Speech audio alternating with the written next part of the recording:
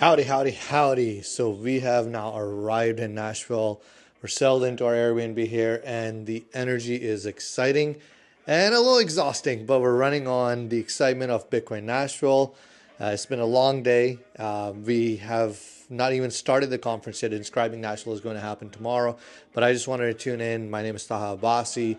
I'm the CTO here at Firm Labs, and I just wanted to tune in and share some comments about some exciting things that are happening at the conference. So we have not one, not two, but all three presidential candidates coming to this conference. And you may be wondering why that is bullish, why that's bullish for Bitcoin, why that's bullish for Ethereum, why that's bullish for the industry overall. And let's talk about that a little bit. So, as you've been probably hearing some rumors on X and the news in general about how Trump is looking to announce Bitcoin as a strategic reserve for the US.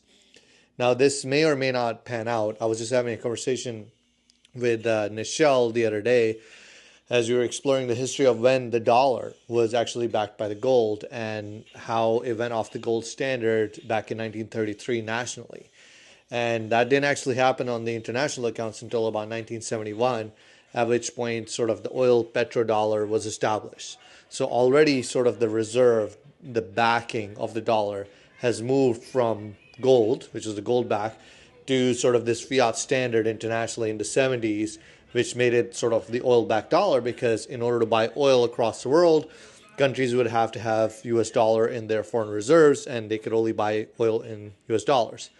Now, with sort of the mismanagement of sanctions and weaponization of the dollar that has happened over the last decade or so, and the Republicans, Democrats are all both equally to blame for this. Obviously, Democrats have done the job that they have done over the last 4 years of really making a spectacle of monetary policy and of business in general here in America. But the impact of the dollar is what it is. Now you have BRICS being formed. You have countries that are being open to trade oil and other currencies. And this has an impact on the U.S. economy, and which means it has an impact on the global economy. Well, the next item of discussion, the next asset of discussion, so it went from gold to oil, and now it's coming over to Bitcoin, right? So that's a really, really interesting conversation to have because if you look at the video that I have on our channel that talks about the inflation aspect, right? So from 2014 to now, the average price of a house in 2014 was roughly around $250,000 in the US. At that same time, you needed a couple hundred Bitcoin, a little over 600 Bitcoin to buy that same median priced house in the US.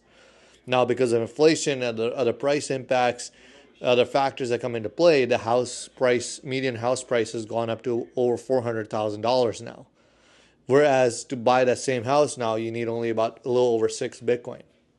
So Bitcoin has proven that it's an incredible hedge against inflation, and it's an asset that has continued to prove its value over time. And we are in that industry building with Bitcoin, earning in Bitcoin, using Bitcoin to help decentralize the world. Ethereum is dedicating a lot of resources to scaling Bitcoin, with committing a lot of development resources to L2 state verifications, working with OPCAT to implement that, and to build an L2 that can make all chains an L2 of Bitcoin itself.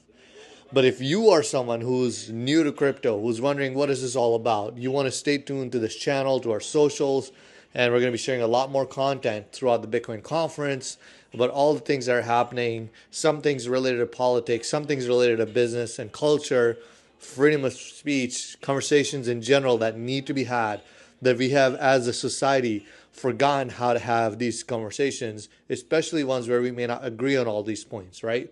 But these conversations are important. This discourse is important because this is how we learn, this is how we grow, this is how we expose ourselves to perspectives that are different than ours and learn quite a bit. Myself and my wife have these conversations quite a bit. Well, I'll bring something up to her that I see on my X feed because my algorithms feed me certain information.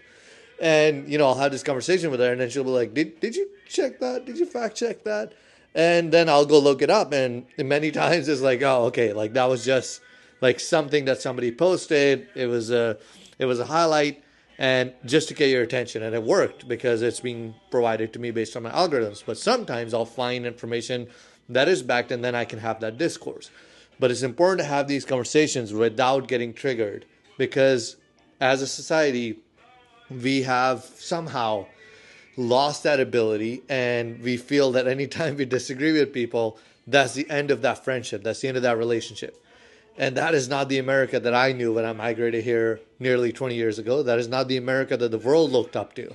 And I hope that with these conversations, with what's happening in the media now, what's happening with the Bitcoin narrative, how cool would it be if we can learn how to disagree respectfully, how if we can learn how to have discourse and grow and have more empathy as Americans, and show the world that America is that shining city, that shining bright light on the hill that can still be a place for opportunity, for growth, and so much more. But yeah, we got into a lot of different things, but there's a lot more coming just like this, with Bitcoin information, with business information, some political information, because all of this impacts our lives. And what we're building today is trying to make something that improves your life every day. So stay tuned, follow us on our socials, and I'll see you in the next video.